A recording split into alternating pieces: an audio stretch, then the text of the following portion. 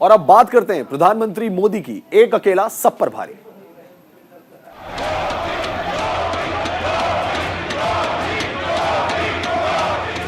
देश देख रहा है एक अकेला कितनों को भारी पड़ रहा है।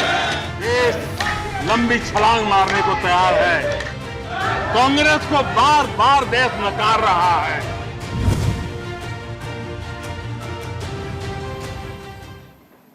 राज्यसभा में राष्ट्रपति के अभिभाषण पर धन्यवाद प्रस्ताव का जवाब देते हुए प्रधानमंत्री नरेंद्र मोदी बेहद आक्रामक रुख में दिखे। करीब 85 मिनट के संबोधन में मोदी विपक्ष पर जमकर बरसे।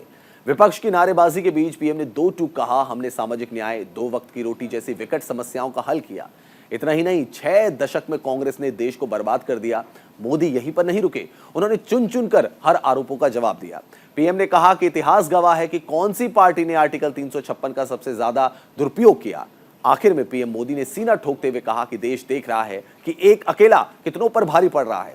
ऐसे में पीएम के भाषण में तेवर भी दिखे और धार भी। उन्होंने कहा कि वो देश के लिए जी रहे हैं।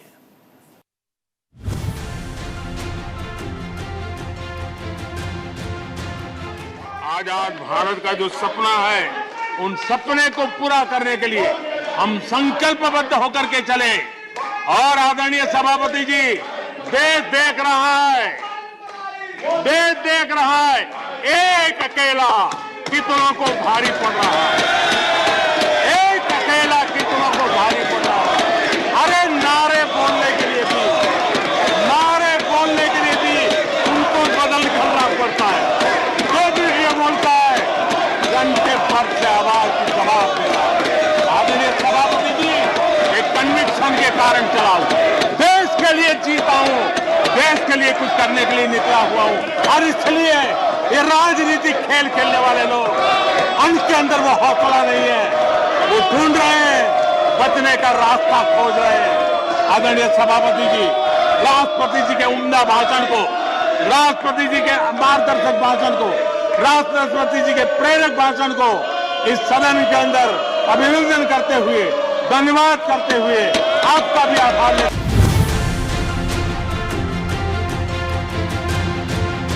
जब सरकार की मशीनरी का लक्ष्य हर पात्र व्यक्ति तक पहुंचने का हो, तो भेदभाव, पक्षपात टिक ही नहीं सकता। इसलिए हमारा ये 100% सेवा अभियान, सोशल जस्टिस, सामाजिक न्याय, इसका बहुत बड़ा सशक्त माध्यम है। यही सामाजिक न्याय की असली गारंटी है। यही सच्ची पंथ निरपेक्षता है। यही सच्चा सेकुलरिज्म है। हम देश को विकास का ये मॉडल दे रहे हैं, जिसमें हितधारक सबको उनके हक मिले। देश हमारे साथ है। कांग्रेस को बार बार देश नकार रहा है, लेकिन कांग्रेस और उसके साथी अपनी साजिशों से बाज नहीं आते हैं। और जनता ये देख भी रही है और उनको हर मौके पर सजा भी देती रही।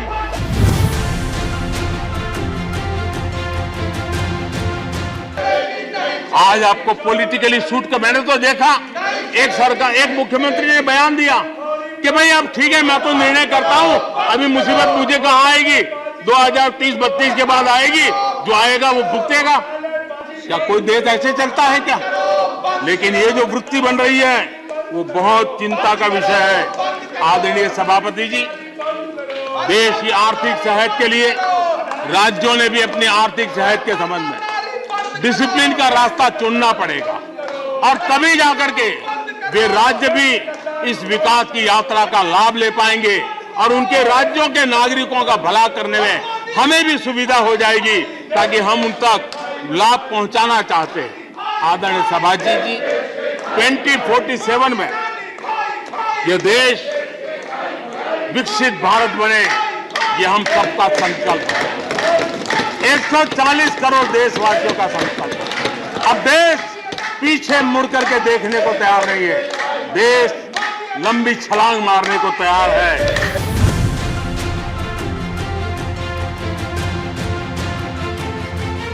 आदरणीय सभापति जी,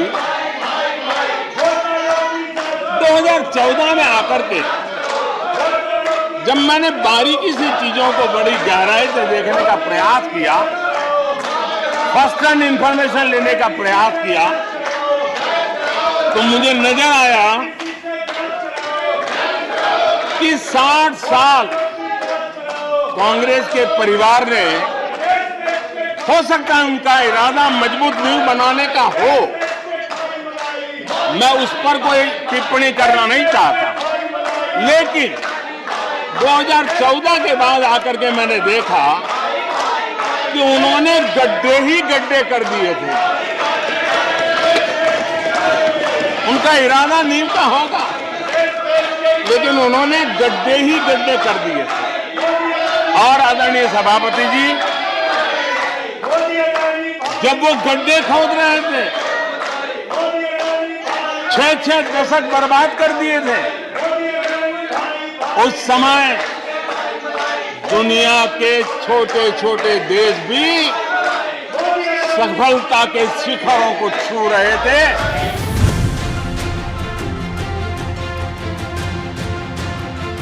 माननीय सदस्यों को मैं यही कहूंगा,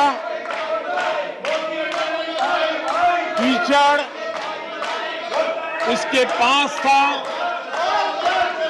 कीचड़ उसके पास था, मेरे पास गुलाल।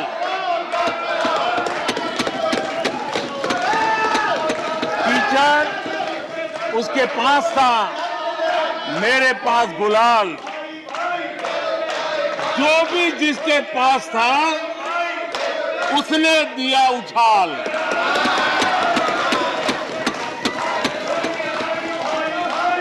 और अच्छा ही है, जितना कीचड़ उछालोगे कमल उतना ही ज्यादा खिलेगा।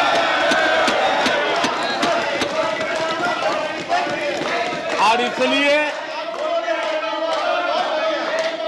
कमल खिलाने में आपका प्रत्यक्ष परोक्ष जो भी योगदान है, इसके लिए मैं उनका भी आभार व्यक्त करता हूं।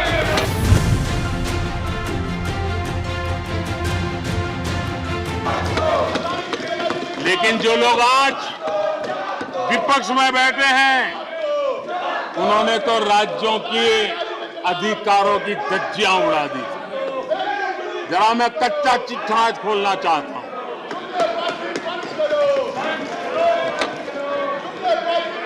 जरा इतिहास उठा करके देख लीजिए,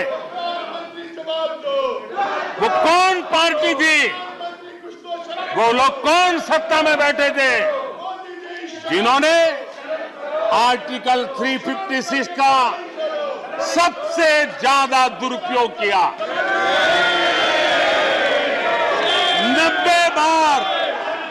90 बार चुनी हुई सरकारों को गिरा दिया। कौन है वो? कौन है जिन्होंने किया? कौन है जिन्होंने किया? कौन है जिन्होंने किया? इतना ही नहीं सभापति जी, एक प्रधानमंत्री ने आर्टिकल 356 का 50 बार उपयोग किया, आधी सेंचुरी कर दी। वो नाम है श्रीमती इंदिरा गांधी का। 50 बार सरकारों को गिरा दिया। केरल में आज जो लोग इनके साथ खड़े हैं, जरा याद कर लीजिए, थोड़ा बार माइक लगा दीजिए। केरल में वामपंथी सरकार चुनी गई, जिसे पंडित नेहरू पसंद नहीं करते थे। कुछ ही कालखंड के अंदर चुनी हुई पहली सरकार को घर पे। आज आप वहां खड़े हैं, आपके साथ क्या हुआ था जरा याद कीजिए।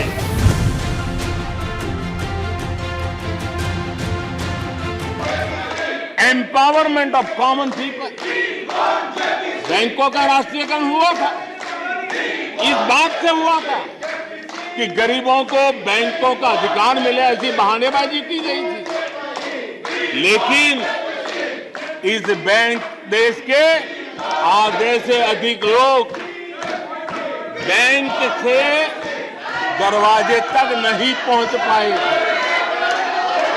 हमने परमानेंट सॉल्यूशन निकाला और जनधन अकाउंट का अभियान चलाया, बैंकों को मोटिवेट किया, ऑन बोर्ड लिया। पिछले 9 साल में ही 48 करोड़ जनधन बैंक खाते खोले गए।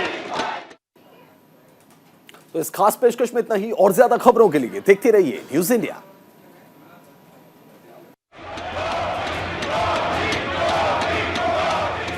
देश देख रहा है एक अकेला कितनों को भारी पड़ रहा है। देश लंबी छलांग मारने को तैयार है। कांग्रेस को बार बार देश नकार रहा है।